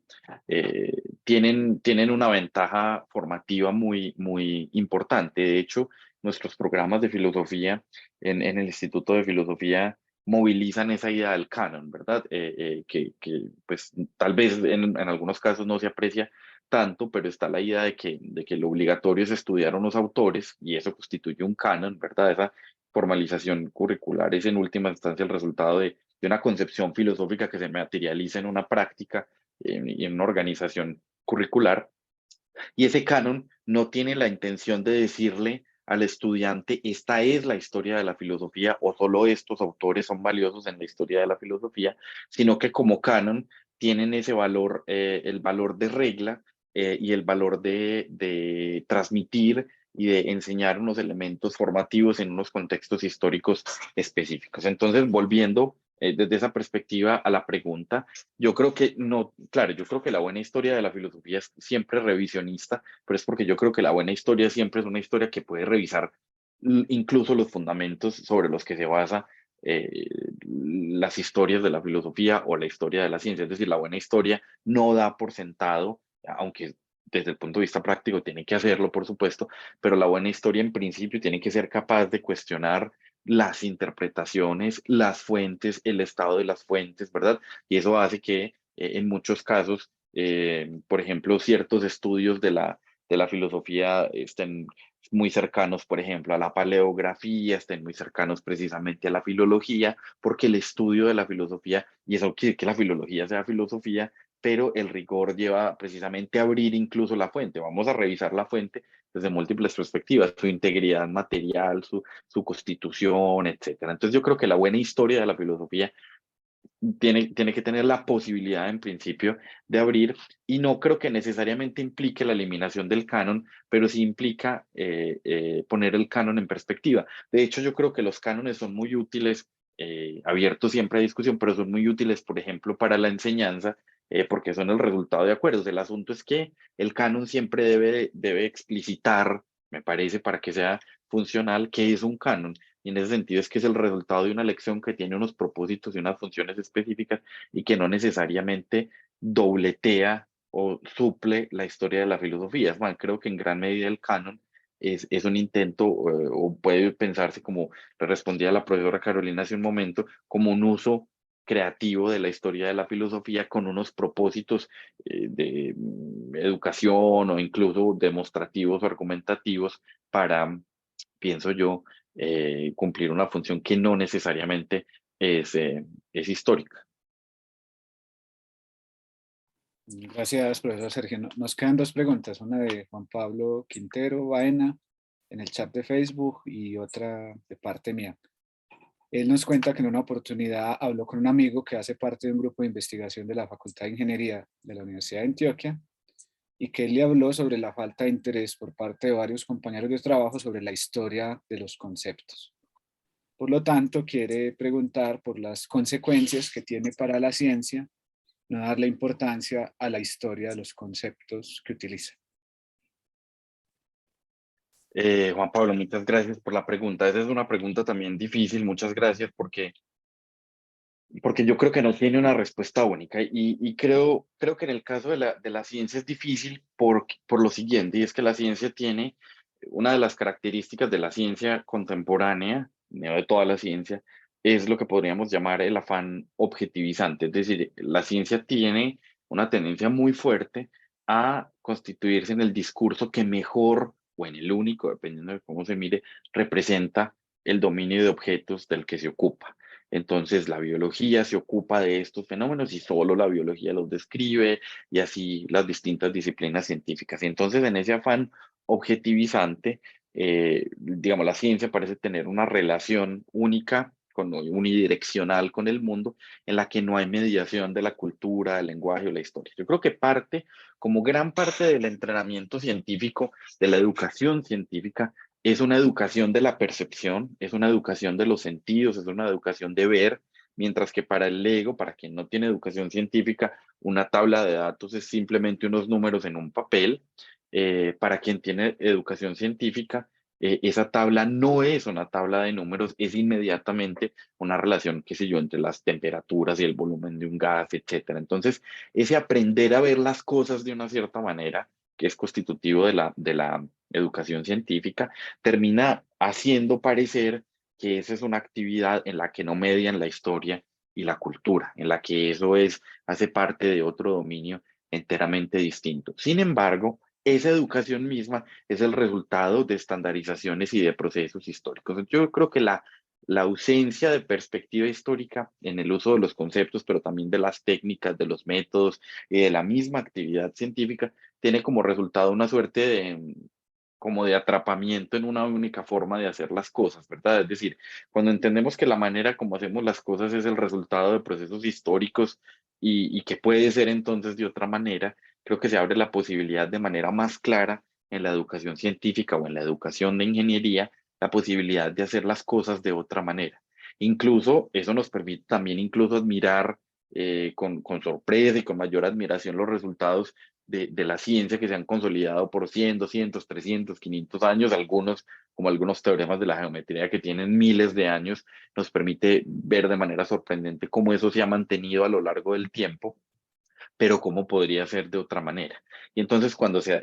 educa también en una perspectiva histórica, pues entendemos precisamente que las cosas podrían ser un poco de otra manera y me parece que la historia en la educación científica abre gran espacio a la creatividad. No es la única opción, no es la única forma de abrir ese espacio, pero creo que hay una pérdida importante de una dimensión histórica que está operando de manera invisible en esas actividades que se han consolidado de manera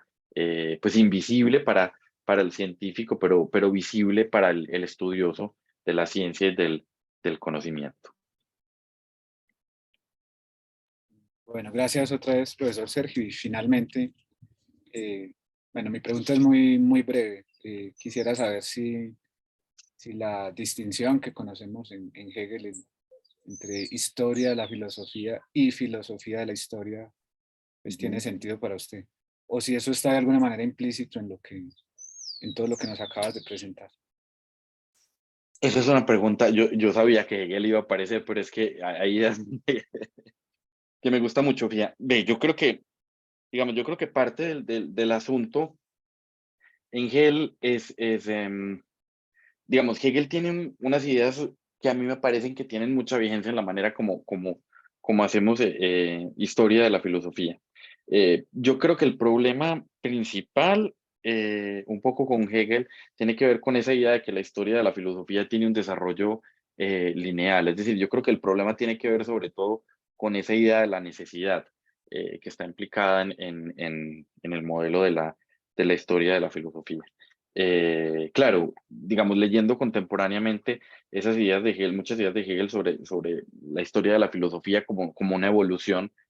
suena muy atractivo. A mí me suena menos atractivo cuando esa evolución es esa búsqueda digamos, del espíritu en su autoconciencia, y entonces se introducen elementos que son teleológicos. Pero yo creo que de todas maneras esa distinción, para volver a la pregunta, entre historia de la filosofía y filosofía de la historia, me parece que es importante, y que incluso a Hegel se le puede salvar un poco de sí mismo en relación con la teleología, y creo que se han hecho pues como relecturas interesantes ahí. Incluso yo creo que, yo no me acuerdo en este momento si es la historia que Hegel llama crítica, que es sorprendentemente rica incluso para la práctica de la historia contemporánea, ¿verdad? Cuando dice que debemos ir a mirar con mucho rigor el pasado en sus términos, etcétera, etcétera, y dice, pero que ese rigor de todas maneras no implica que quien está leyendo o quien está interpretando esos rerum gestarum no está, no está ausentándose de su propio contexto, etcétera. Entonces yo encuentro ahí, en esa distinción de las historias de la filosofía o de la historia, pues elementos que son provechosos. El problema para mí tiene que ver con esa historia de la filosofía que él ve pues como más desarrollada y más importante, o como culmen, que es esa historia que introduce elementos teleológicos que en parte me parece que el problema es que termina poniendo eh, pues como la carreta delante de los caballos, en el sentido en el que da por sentado lo que nos interesa explicar, pero el resultado puede ser semejante. Es decir, en últimas, a mí me parece que cuando miramos retrospectivamente lo que nos aparece por necesidad, cuando lo tratamos de mirar de atrás hacia adelante, nos parece más como el resultado más azaroso de elecciones, pero no estoy seguro si por ahí va tu pregunta. No, está bien, gracias por la respuesta. Quería así, simplemente saber cómo veías esa distinción, esa diferencia. Había dicho que mi pregunta era la última, pero la profesora Paula también quiere hacer una, así que profesora Paula, la escuchamos.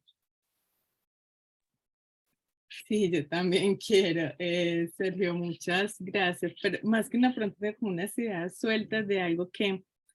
acabas de mencionar y tiene que ver, por ejemplo, con astrología o con homeopatía, por ejemplo, ¿cierto? Es decir, que son concepciones de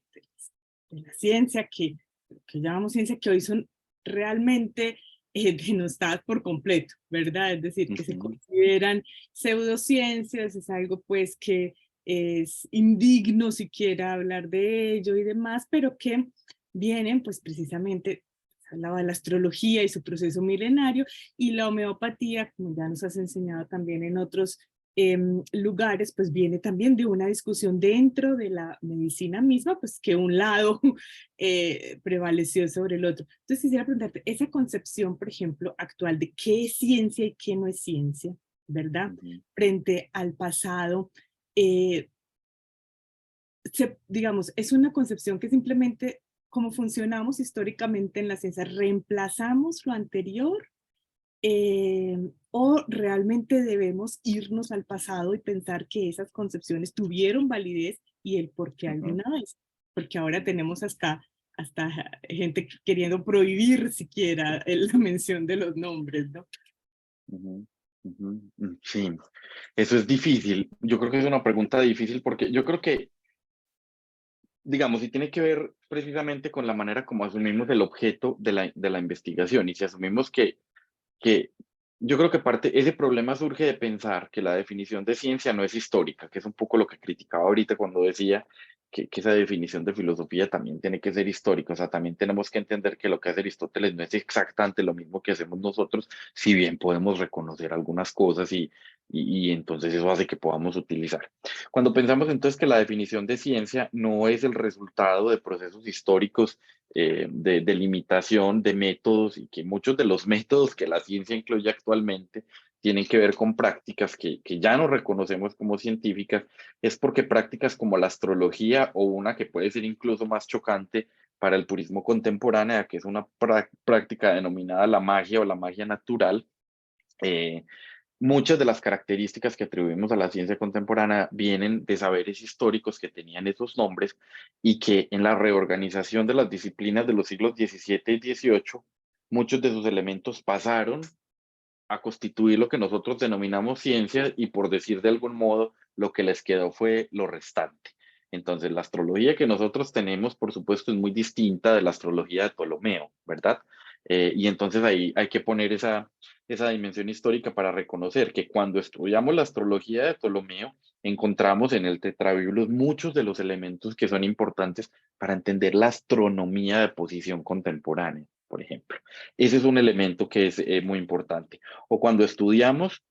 algunas ciencias empíricas o cuando estudiamos física y hacemos prácticas de laboratorio, recuerden que el término magia en realidad es un término que viene del latín magus. Aquí está Carolina, entonces me intimida un poco hacer filología, pero que viene del latín magus y que pasa a muchas lenguas modernas como magen, make, como hacer, ¿verdad? Como el que hace, como la práctica. Y entonces hay una tradición importante de intervenir sobre la naturaleza. Y eso tiene un dominio muy importante, por ejemplo, en el campo de la medicina, de lo que nosotros llamamos medicina o de la diatroquímica o de la química curativa, etcétera. Pero lo que es importante es que hay un tipo de actividad, por ejemplo, que actúa sobre la naturaleza, es decir, que intencionalmente siembra unas plantas, las cultiva de una manera, las recorta en cierto momento, las procesa, es decir, hace. Y esa acción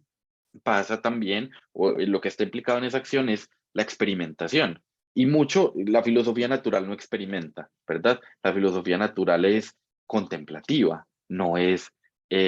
interviene, ¿verdad? Hay un elemento ahí que es interesante. La filosofía natural se convierte en una física que interviene cuando toma elementos de predicción de la astrología, porque la filosofía natural no hace Aristóteles predicciones, no hay predicción, ¿verdad? Hay explicación y debe ser como es, ¿verdad? Hay excepciones, claro, los monstruos, etcétera, pero en general no hay predicción, explica. Mientras que la filosofía natural, nuestra física, predice. Y estas son las condiciones, puedo hacer. Y ese es el carácter predictivo y el carácter empírico. Y muchos de los elementos, por ejemplo, de cálculo, vienen de la astrología y de la magia. Entonces, si queremos entender esta amalgama de actividades que hoy llamamos ciencia, tenemos que entender también de dónde vienen muchos de esos elementos y de los valores. De hecho, muchas de las tensiones que existen en la ciencia contemporánea, esas distinciones entre el físico teórico y el experimental, etcétera, son el resultado de que en las disciplinas científicas conviven incluso metodologías, pero también incluso ontologías que son incompatibles y que son el resultado de procesos históricos. Lo que pasa es que como a nosotros nos enseñan las disciplinas científicas como si fueran saberes axiomatizados digamos, desde las definiciones hasta la última demostración, pues nos parece que no hay conflicto. Pero cuando se mira históricamente, cuando uno le pone esa dimensión histórica a la ciencia, entonces se da cuenta que esa textura lo que muestra es que hay tensión. Y lo que pasa, creo yo, con la discusión de la astrología o de la homeopatía, es que despierta tantas sensibilidades porque hay parecidos que son inexplicables. Hay parecidos que pueden ser chocantes y decir, pero yo no hago eso, y claro que no lo es. Es decir, la astronomía contemporánea no es astrología, y yo no estoy haciendo una apología de la astrología, pero lo que quiero decir es que elementos muy importantes, la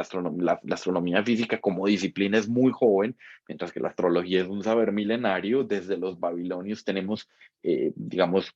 unas predicciones y una observación intencional de los astros con unos reportes experimentales, perdón, empíricos, sofisticados, observacionales, instrumentos. Y entonces creo que entender esas transiciones es clave para delimitar. Lo que hace falta no es, creo yo, una censura de principios y de prohibiciones, sino una discusión sobre la función que tienen esos saberes y sobre la responsabilidad que está detrás precisamente de avalar en un sistema de salud la homeopatía o no. Es decir, lo que hay es un debate, tiene que haber un debate, por supuesto, creo yo, epistemológico, pero es un debate que en el marco de lo epistemológico incluye un debate sobre la responsabilidad y sobre los tipos de sociedades en los que ciertos saberes tienen asiento o no con sus lecturas y tradiciones. Entonces, lo que nos escandaliza mucho eso, pero no nos damos cuenta también que en nuestra vida cotidiana, incluso pues vivimos con creencias que son incompatibles y operamos en distintos niveles con niveles de incompatibilidad que no son distintos. Entonces esa idea de la ciencia como una pura práctica, como un puro ejercicio de una definición de racionalidad muy definida, pues resulta muy chocante cuando se mira la historia de la ciencia y pues la única defensa en contra de estas de la apología, digamos, del resurgimiento de la astrología. A mí me sorprende mucho también el resurgimiento del interés en la astrología, pero yo, por ejemplo, en la investigación que hago ahora, estoy buscando el origen contemporáneo, el origen pues antiguo de la evolución de los almanaques, pero es que los almanaques todavía se venden en este país y en todos, el famoso almanaque Bristol nuestro que se importó de Estados Unidos y se vende y se usa y se mira y se lee, pero en Europa también se siguen sacando almanaques y esa es una tradición astrológica que todavía sigue viva. Lo que tenemos que preguntarnos es qué tipo de creencias y de prácticas hay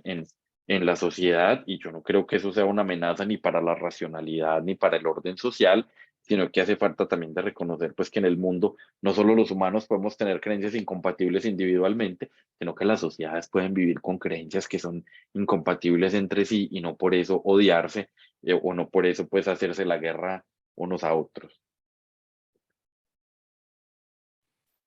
Bueno, el profesor Daniel Tabón agradece también por la presentación y en analogía con el caso de la astrología y la homeopatía Ujú. que acabas de mencionar, pues quisiera saber qué tipos de prácticas consideras que son excluidas actualmente de la historia de la filosofía y que de hecho serían relevantes para una comprensión más adecuada del desarrollo de nuestra práctica. Profesor Daniel, esa es una pregunta muy buena y muy interesante. Yo creo que eso tiene que ver, digamos, creo que en la medida en que uno identifica dominios específicos son interesantes. Por ejemplo, en el caso que a mí más me atañe, por ejemplo, y es que en filosofía estamos muy acostumbrados a leer, por ejemplo, las meditaciones de filosofía primera de Descartes, y es un ejemplo que yo pongo en el capítulo, como el texto más importante, como digamos lo más importante de Descartes y lo demás como secundario,